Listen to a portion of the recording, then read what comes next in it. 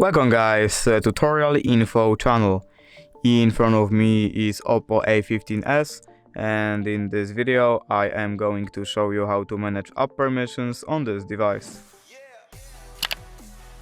Alright, so to manage app permissions, first you have to head settings, next we have to scroll down and click on privacy.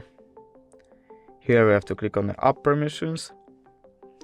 And now here we have to choose whatever permission you want, for example permission to contacts, and here we can turn on this permission to whatever app we want, and we can do this with whatever permission and whatever app we want.